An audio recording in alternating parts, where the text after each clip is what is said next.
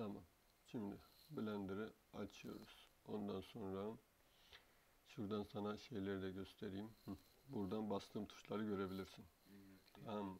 Sonra File, Import, STL Datay, Download, KCap. Bulduk bunu. İndirdik. Tamam. Baktık. OK. Şimdi bunu kareyi seçtik. X kareyi sildik. Bunu seçtik. Sonra Rotate, X aksı 90 yerine koyduk.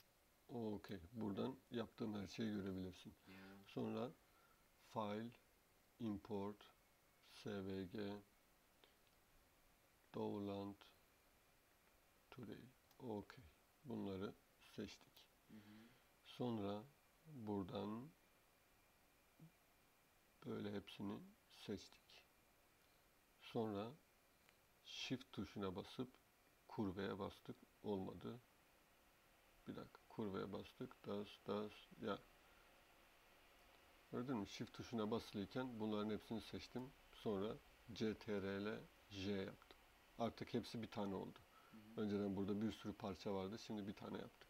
Sonra buradan Z'ye bastım ve yukarıdan bakıyorum. G'ye bastım ve yerleştiriyorum. S, sonra büyüklüğünü yaptım. Tekrar G'ye bastım. Ungefähr şöyle yerleştirdim. Sonra buna bastım. H'ye bastım. Kapattım. Sonra buna bastım. Ne? Şuradan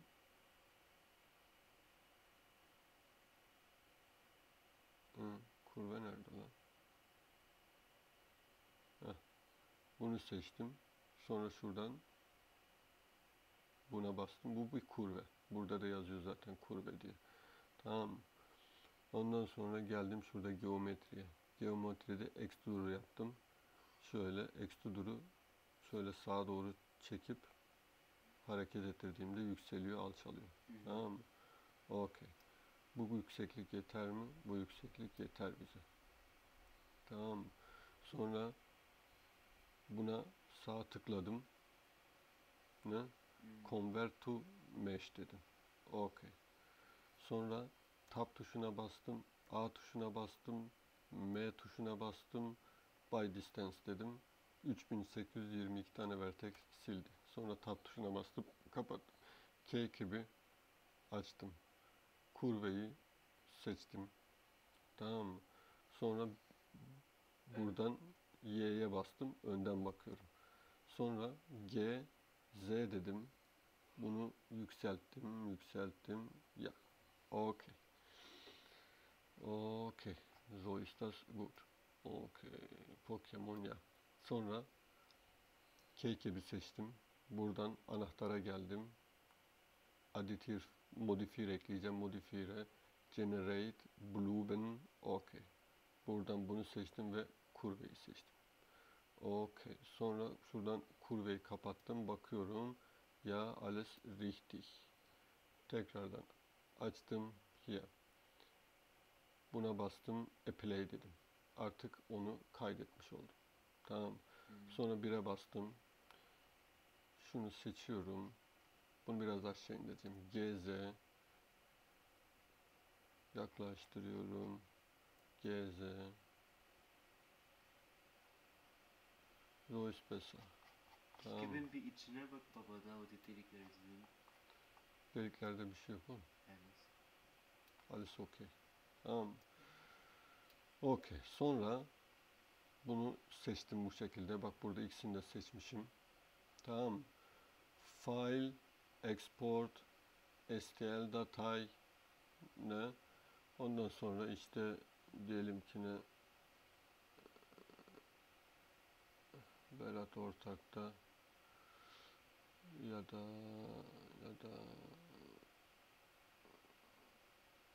bilmem 1200 kk. Neresi ben bilmiyorum ya. Şuna ben geleyim. Tamam ben neredeyim? Berat'ın içinde Kcap dosyası oluştur. Ama sen niye bana yolladın? yolluyorsun ki? Şu an sana yollamıyorum. Kaydediyorum ben bunu. Export dedim. Kaydettim. Tamam mı? Okay. Sonra bunu açtım. Şu an ben bu sıkıntı yok. Okey. Bunu açtım. Hazırlık dedim. Şimdi buraya o şeyi yükleyeceğim. Tamam. Neredeydi? Şurada 3D modeller, Berat, Keycap, bu. Seçtim.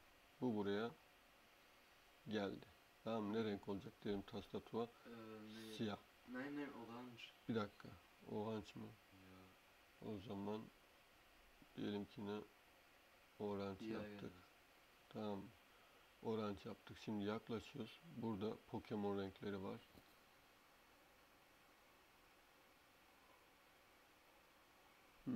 İstersen şu şekilde yapabilirsin. Tamam mı? Böyle.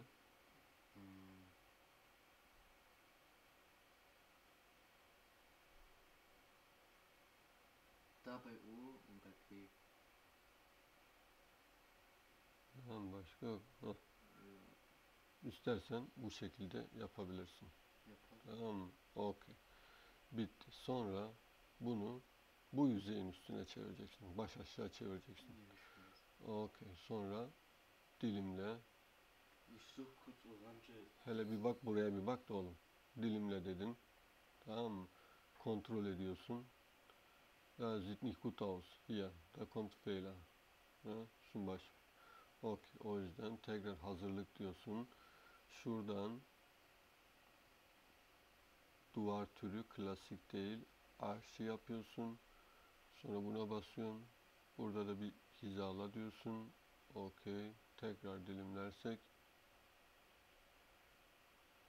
Ya, yetişmezse bak artık burası da var. Tamam mı? Pokemon.